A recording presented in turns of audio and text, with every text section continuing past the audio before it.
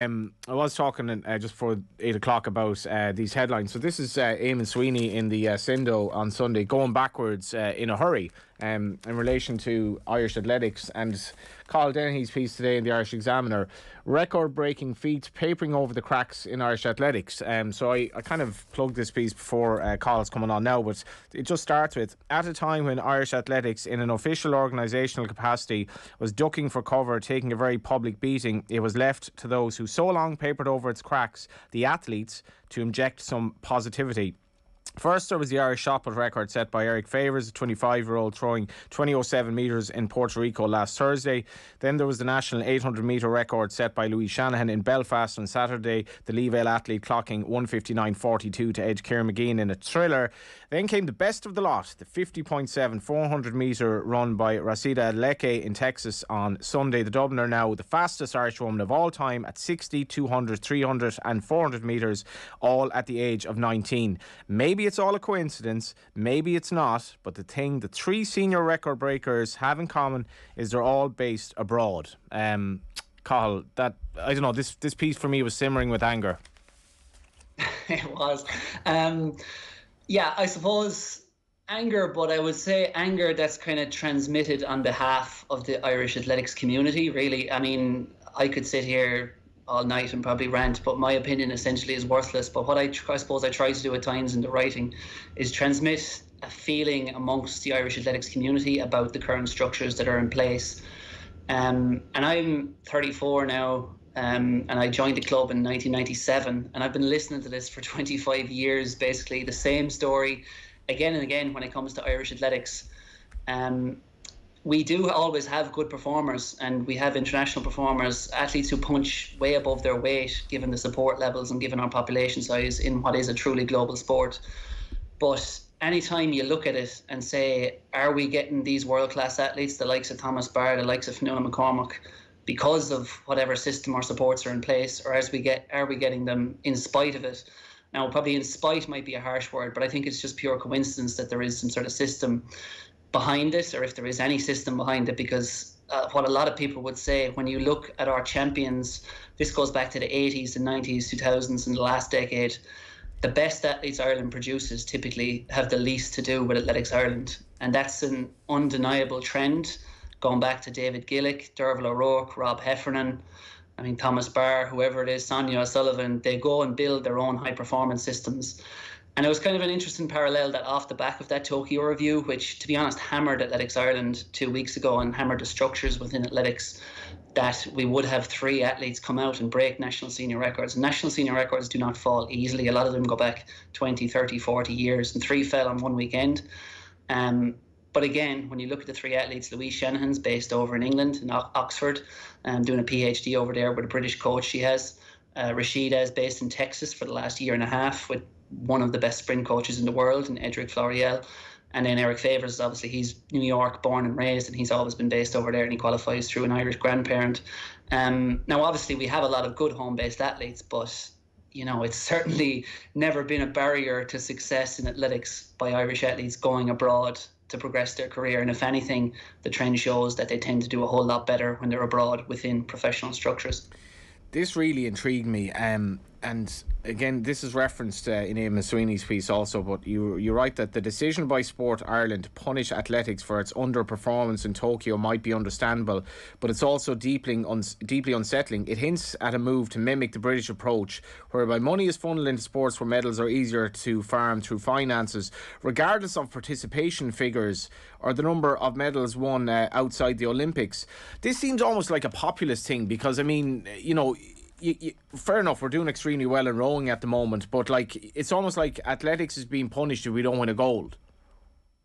It is exactly like that, and this is the biggest kind of evidence we've seen of that trend within the Irish Sport Ireland, I suppose, philosophy. And I think a lot of this goes back to that 10-year plan for sport in Ireland that set massive targets. I think it's that we're going to be a nation by 2028 that wins between 8 and 10 Olympic medals at each Olympics. And I think this decision spawns from that, where they've sat down, they've looked at it, and they've said, athletics, fair play Thomas Barr, fair play Ciarán McGean, fair play to the mixed relay. You know, you're all you're all in the top 8 or 10 in the world in a global sport that's so deeply contested. It's as tough to rise to the top 8 or 10 in the world as it would be, say, as a left back in soccer. You know, are you in the top 8 or 10 left backs? You know, that's the equivalent of what Kieran McGee and Thomas Barr are achieving. But the fact that they don't win medals at global level yet, anyway, obviously Thomas Barr was about an inch away from a medal in Rio, means that athletics gets punished and they get punished. I mean, Thomas Barr is not on the highest level of funding at the moment. He's considered international. The other night he finished third in the Diamond League, which is, you know, the top tier of the sport. The Olympic silver medalist was second. The Olympic bronze medalist was ahead of him. And yet Thomas Barr is not considered good enough to get the full €40,000 funding. And it's not a case, I hate sports one-upmanship in general, but when you look across the board and you say there are performers, whether it's in sports that aren't truly global, that might have 10 to 20 to 30 nations competing seriously in them, that Ireland are winning medals in, or say in the Paralympics where there is, you know, not that depth. Let's be honest, there's so many categories that we have come about medals so much easier in that department than we do in athletics, but yet the athletes get punished again. And as Cian McManaman, a race walker, put out there on, I think it was on Twitter a couple of weeks ago, he said, you know, when it comes to this, athletes underperform at the championships, the sport gets its funding cut, the athletes themselves will get their funding cut. But where are the repercussions for those within high performance, or the people who are kind of overseeing or developing those structures? You know, does the CEO of Athletics Ireland get a 20% pay reduction? Does the high performance director get a pay reduction? Does the same thing happen to them? I think you've probably answered that question without answering, have you? Yeah, exactly. But it's like we spoke about Eritrea there, and you know what happened to Giro today. So in North Korea, what they do is if somebody goes to jail, they send 3 generations to jail as well, because effectively it's punishment to the entire family. So it's like one athlete's being punished for the fact that maybe some other athletes aren't reaching their peak, despite the fact that the best Irish athletes aren't even in Ireland anyway. Yeah, it just seems so unnecessary. And I mean, they did have a bad Olympics. There's no denying that, you know, and like I was writing about it myself. And, you know, sometimes the coverage, obviously, of athletics isn't what it is in soccer. You know, it's generally softer, and, you know, they're non-professional athletes. They're juggling full-time jobs, and, you know, they're doing their damnedest to qualify. And sometimes when they go out there and get absolutely blown out of it in the heats and trail in last, your heart would nearly break from them. And, you know, you don't want to be criticising them, but at the same time, when Athletics Ireland set out targets, this amount of top 8s, this amount of top 16s, this amount of top 24s, and we didn't come near it in any of those 3 categories at the last Olympics, questions need to be asked. But as one coach said to me when I asked him, you know, before I was coming on tonight, is there any kind of points he'd make? He'd said, basically, the point to make is that nothing's going to change. And that's a coach who's been around for the last 30 years in the sport, embedded in the sport. And again, my opinion on this is not worth too much, but I'm just trying to transmit what so many I talk to in Irish athletics say, that they bang their head against the walls and they say, this is the same conversation we had after the Athens Olympics, the same one we had after the Atlanta Olympics. Where are the structures, and what are the structures, and are the structures having any effect? And I think in a sport like rowing, where it's smaller and you can centralise that small group of high caliber athletes under a really good coach like Dominic Casey, you can see the effect of that. But in athletics, it's so spread out, it's so vast, there's so many events within the sport, that it's always going to be impossible to do that in a way that you can truly judge it. And I have a certain sympathy as well for the people working in Athletics Ireland, because you're trying to sort of mimic these sports like rowing and boxing that have had such success, but in a sport where the same thing is pretty much impossible to do. Yeah, we don't obviously have anyone from Athletics Ireland on, and even as Cathal says there, I mean, you know, these issues are always complex. It's never I guess black and white. But I suppose from my perspective of coming from you know, a soccer position, despite soccer being the biggest participating sport in Ireland, called facilities are a joke really, you know, despite all the money in this country. So what are facilities like in athletics? And another point you mentioned here is just that all these really good coaches, and we go back to Jerry Kieran obviously, and you say the truth is it's not money that makes the likes of Shane McCormick, Noel Morrissey, Phelim Kelly or Jeremy Lyons show up trackside several times a week. They did it long before they had Olympians in their care. But there's something absurd about a system that sees the dozens of hours they dedicate each week go unrewarded, all as the physios, psychologists, nutritionists and high performance employees are paid. Now, this is a bit of an elephant in the room. It is. And look, again, let's I guess qualify this by saying that it's extremely hard for Athletics Ireland to work out a system, and not just Athletics Ireland, there's other sports as well, Sport Ireland in general. It's hard for them to work out a system whereby which coaches do you fund, because coaches are so spread out across the country.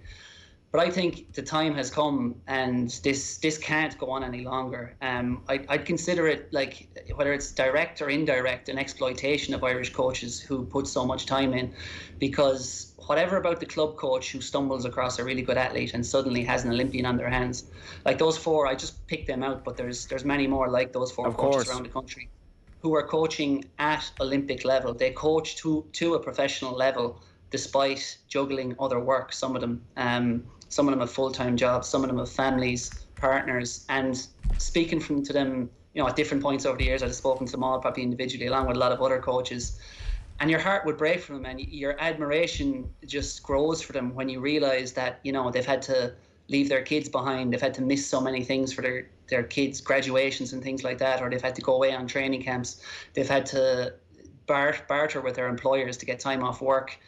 And then there's just something very messed up that, say, a coach of a Thomas Barr or a Nadia Power or a Sean Tobin, some of our best athletes, that their coaches have to pay money, spend money on the sport, and these are the most important part of our Olympic athletes' performances.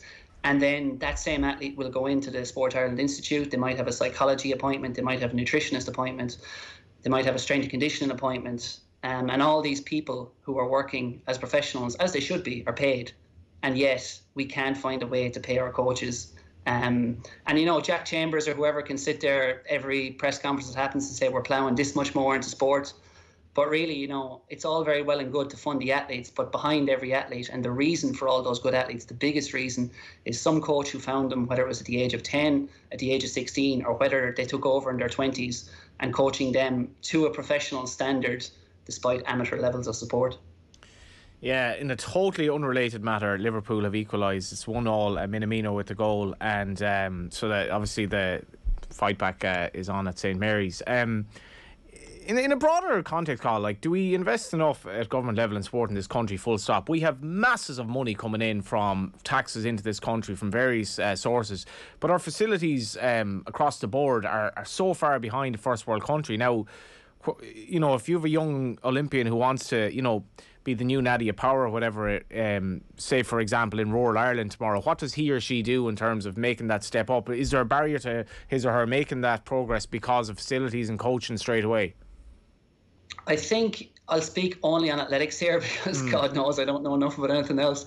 But in terms of athletics, I really don't think facilities are an issue in Ireland at all. And, you have to tip your hat here to Sport Ireland. They have upgraded the facilities over the years. There was a long time in the 90s where Nina was the only indoor track in Ireland. And, it was often referred to as a cowshed, and it was not a suitable facility. But Athlone got it together and built a brilliant world-class facility down there. And then Abbottstown, obviously, they have a beautiful track there on the Sport Ireland campus. I guess facilities are an issue if you're based rurally, and that was one of the things the Tokyo Review threw up, was that there's not enough supports for athletes who are not based near Dublin. And given they can't fund athletes to be full-time athletes, or sometimes even part-time athletes, a lot of athletes have to juggle full-time jobs. To ask them to do that while living in Dublin, paying Dublin rents to avail of the facilities at the Sport Ireland campus is a bit much, really, at times in a sport where there's not much reward. But yeah, I just think athletes, in terms of the overall investment, I mean, we're not bad internationally, but we are always comparing ourselves to New Zealand. And when you do put the figures of New Zealand's investment in sport alongside our investments in sport, it's, we're made to look very ordinary. And it's no accident that when you look at the number of Olympic medals we win, New Zealand also makes us look very ordinary, because there is a direct and it's a causative relationship between investment in sport and Olympic medals. And it's not just about Olympic medals, because let's face it, Kelly Harrington or Paula Donovan win a medal, we all love it for a weekend, but then we go back to our daily lives. But the spin-off effect of every bit of investment in sport has been shown time and again, whether it's inspiration or through those grassroots program, to be paid back several times over in terms of the benefits to the healthcare system. And after 2 years where we've all been going on about the health of the nation and doing everything, you would like to see a bit more impact in that, a bit more put your money where your mouth is in that regard, in terms of stand over sport. And like they've cut Athletics Ireland's funding for the next few years at a time of rapid inflation. They haven't cut it, they've remained the same. Which is effectively, given there's a cost of living crisis going on, that constitutes a reduction. So athletes are going to be worse off for that. I find it strange, and I have images of Shane Ross, obviously, while the women's hockey team is beside him, like announcing such and such, and great fanfare and all that, because it was quite a popular thing to do at the time. Is there actually a political love for athletics? I think there is. I mean, I think people can appreciate athletics, but it's definitely a bandwagon sport. You know, our championships are once, twice, maybe 3 times a year if you add the cross country and indoors. And people do care about athletics for those weeks, but then tend not to care for the rest of it. But I know this is something everyone in a minority sport or even in many women's sports say, was that if people get exposed to it more, they do like it. And I think history has always shown that the Irish public does love athletics, does genuinely love athletics.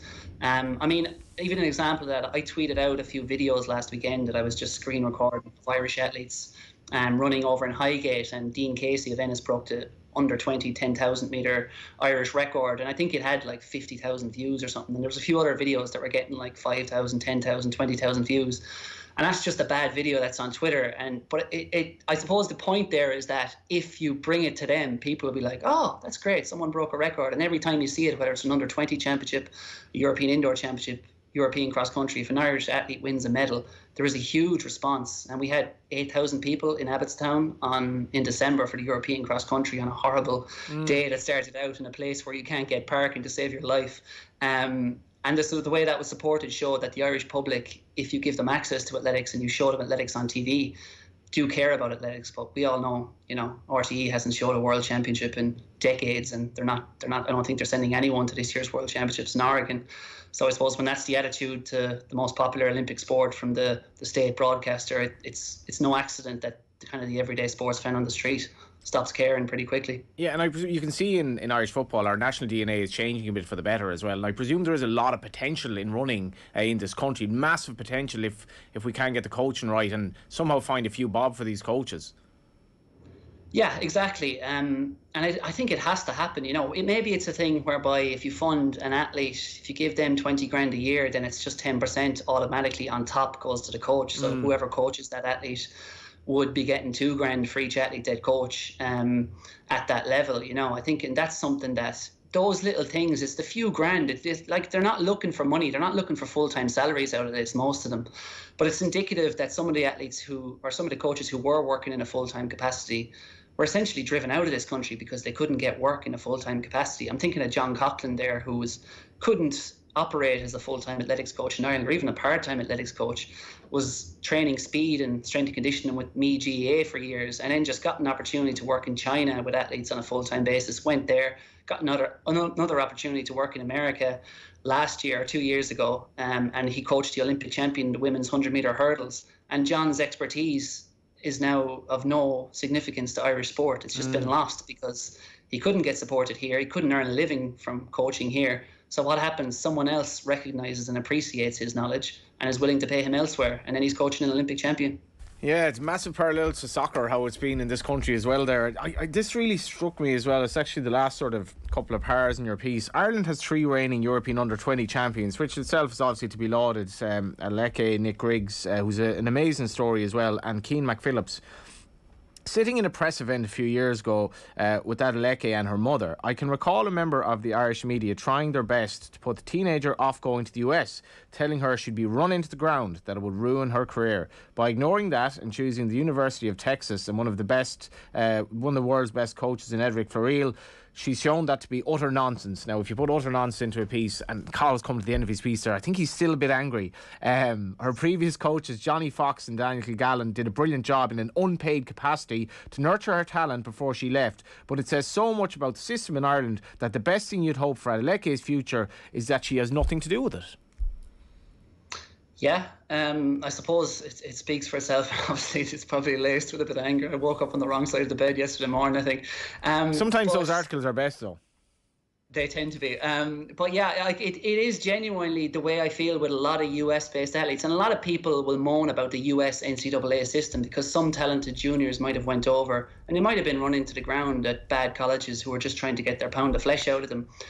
But people often talk about that in Irish athletics, but then they don't talk so much about the Irish athletes who were going to DCU or UCD or Trinity or UCC, wherever it is, and then their talent, whether through injury, maybe they got an injury and there was no physio support, they had no proper coaching, they didn't have a proper training group the way they do in the States.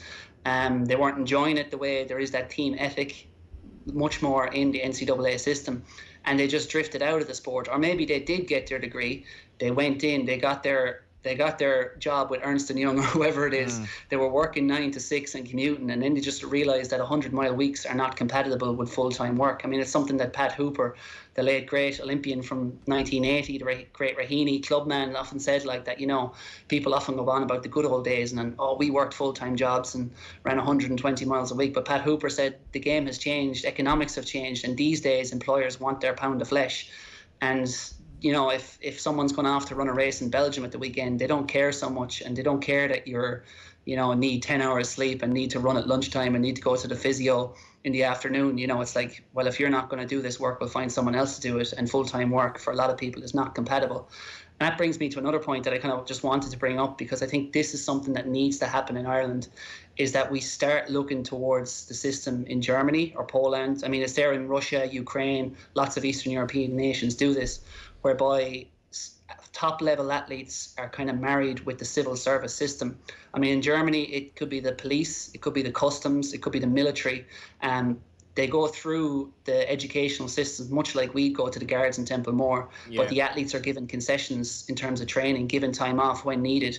And then they graduate, they start a career. And say in Germany, you're allowed to get reduced service hours by 33% if you're an elite athlete. So imagine that for an Irish athlete. Instead of working 40 hours a week, you're asked to work 25 hours a week. And yeah, there might be the odd lad in the office groaning, but the reality is that those 15 hours that you're still being paid for, you're out there training, you're going to the physio, and you're going to major international championships wearing an Irish kit and trying to win medals. So whatever it is, that money that they're losing out on you not being at work is being repatriated, I suppose. Because, you know, there's many ways to serve your country. And whether it's the civil service or the guards or the army, we need to start looking at that. And I pulled up a couple of stats on this point. And in terms of the German Olympic medals won in the Summer Games since 1992, 44% of them have been won by athletes who were from the military support groups, who were officially employed by the German military. And then if you look at Poland, what they were doing, of the 215 athletes who represented Poland at last year's Olympics, 61 of them were soldiers in the Polish army. Now, they're not obviously out hiking over the hills with backpacks. You know, they're given office jobs, the elite athletes. But that's something we really need to look at in Ireland, because sports like athletics, they're not going to get more money. It's pretty clear they're not going to be given more money by Sport Ireland the way things are without winning Olympic medals. So we need to start being creative and think, how can we, I guess, set them up with employers and set up some sort of system through the civil service where they can train as semi-professionals, if not professionals. Because right now, a lot of people come out of college, 22, 23, they look at that choice and they say, this just isn't worth it. And one final point on this, I was talking to an Olympian last year at one point, and she'd been to every championship under the sun in athletics, and, you know, didn't win any medals, isn't at that quite level, but is good enough to always qualify. And she said if she was talking to a 16 or 17-year-old athlete, she'd tell them not to bother. Don't bother following her path, because, you know, she's there in her late 20s, early 30s, no savings, way behind everyone else her age in terms of career progression, and basically is just chugging along on a shoestring budget. And when you have someone who made the Olympics saying that about the way things are, that they'd tell a 16 or 17-year-old not to bother, that speaks an awful lot about how well we actually support our athletes. Is that the nature of a capitalist world, that, you know, it doesn't pay, so that's how it is, or is we just need more funding? I mean, I think the funding thing is an easy solution, but obviously it's not the only solution. And I think we do have to accept that funding won't just be there always. And, you know, it's not. We can't just pull money out of a tree. The whole country is struggling, and let's face it, there's bigger priorities than us trying to win an Olympic medal or a European medal. But I think the big things that can be done, I mean, I think with coaching, yes, I think that has to be a simple money solution, because there's so many athletes right now or so many coaches who are doing it through the sheer goodness of their hearts and the sheer love for the sport. And these are people who could go into other sports. You know, they could train, like I take Shane McCormick there, the coach of Phil Healy, the Irish 100-metre record holder. I mean, he could be employed by any number of sports, whether it's Leinster Rugby, he's done work with Tipperary, Wexford Hurlers, and he'd be well recompensed for that work, or recompensated.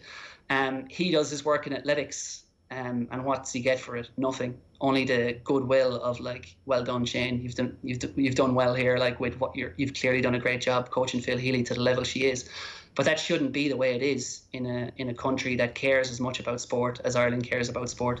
Even the three you mentioned at the weekend, say Favour, Shanahan and Adeleke, how marketable are they in terms of essentially making money from being sponsored or being a brand? I presume Rhasidat's very, very marketable. She's only 19, she's breaking records all around her. So even if you get to that elite level, can you monetize it? You can, but it's very top heavy, I would say, and it falls off a cliff very fast. So, like, I mean, I'm not going to guess what the likes. I would have a very good idea what the likes of Thomas Barr and Ciara McGeehan are earning from their sponsors, but it would be a 5-figure sum, but it would be in the low 5 figures. I could say that. So they would be reliant on doesn't buy you a gate in Dublin, like, helping them out to cover their costs. Yeah, and someone like Rhasidat will have great marketability. She's going to make a splash in the NCAA system. She's going to come out. She's in the events that are in front of everyone. You know, she will be a 200-meter runner, a 400-meter runner. They're the kind of glamour events. So she would have the ability to get a decent contract that she can survive off, assuming she's running well. The other athletes, perhaps not so much. I mean, Louise Shanahan, she's the fastest 800-meter runner of all time. She is unsponsored. I think she had to get a loan of spikes off someone last summer. Wow. And, you know, she's obviously doing a PhD. She's funded, but she says if she wasn't doing that, she would be struggling to pay the rent because she makes virtually nothing from athletics. And qualifying for the Olympics makes you virtually nothing. You know, you might get like $3,000 or $5,000 off Athletics Ireland as a result of reaching that standard, but you're not going to be getting $20,000 put into your hand. To do that, you have to be a medal contender. And, you know, as we know, to be a medal contender at European or global level in a sport is as deep as athletics is awfully hard. Just before we wrap up, can you not just be happy? Can you not just celebrate the achievements of the weekend? And on that, how good could Rhasidat be? I'm very happy, Johnny. I don't know what you're talking about. This girl at 19 years of age, all these records broken. Obviously, as you mentioned, she's doing it abroad, but how good could she be at 19? Yeah, I mean, I always feel a bit hesitant talking about teenage athletes, and all through Rhasidat's career, I mean, I first saw her run, I think she was 13 or 14 down in that lawn, and she was this super tall, super skinny, long-legged runner, and she was like Bambi on ice coming out of the blocks due to her frame, I guess. And then once she got running, she absolutely destroyed everyone else, and me and the other lads who were there just went, wow, this girl is special. And nothing she's done in the 5-6 years since has indicated she's not special, and she's never gone in reverse. She's only ever got faster. We have what I would consider right now the most talented group of teenagers in Irish athletics that we've ever had. I mean, Nick Griggs is, in the best sense of the word, a freak. You know, to run what he ran, a European mile record, 3:56 indoors at the age of 17, is out of this world. Keane McPhillips too. But Rhasidat, I think she can be an A-list sporting star for Ireland in terms of, you know, up there with our greatest female sports people. Perhaps there's many rivers to cross, but in terms of where she is right now, she's 19 years old. And, you know, given her height, she's obviously not going to be a 60-meter runner, but she ran 7:17, smashed the Irish record indoors, which says a lot. She ran 22.5 for 200 meters there in April, and she ran 50.7 for 400 meters last weekend. Now, just to give you an idea of that standard, because numbers don't mean anything to most people, the time she ran for 400 meters last weekend in Texas, it would have won bronze medal at the last European Senior Championships in 2018. And it would have placed her either fourth, depending on which semi-final she was in the Olympic 400-meter semi-final last year, it would have placed her fourth or fifth. So she is, you'd have to run under 50 seconds to go into an Olympic or world final, but she's already at that level where she can be top 10, top 12 in the world at the age of 19. And it's probably a good time to say as well that after becoming the fastest, you know, one of the most bizarre decisions I've ever seen was to leave her home from the Olympics last year, to not even bring her as a sub. When it was clear what that experience might do for her future. But I won't finish on a bad note, because to finish on a positive note, I think Rhasidat could be the athlete to challenge for, I mean, she's definitely going to challenge, if she stays healthy, for European medals. And she definitely has the talent that if you take any other 18, 19, 20-year-old sprinter in the world right now, she's certainly not behind him. So let's just hope and she stays healthy, keeps progressing. And like I said, she's in a brilliant setup to do that. Let's just hope you wake up on the right side of the bed tomorrow as well. Doesn't happen very often, Johnny. I wouldn't hold out much hope. Brilliant having you on. Thanks, Carl. Thank you. Just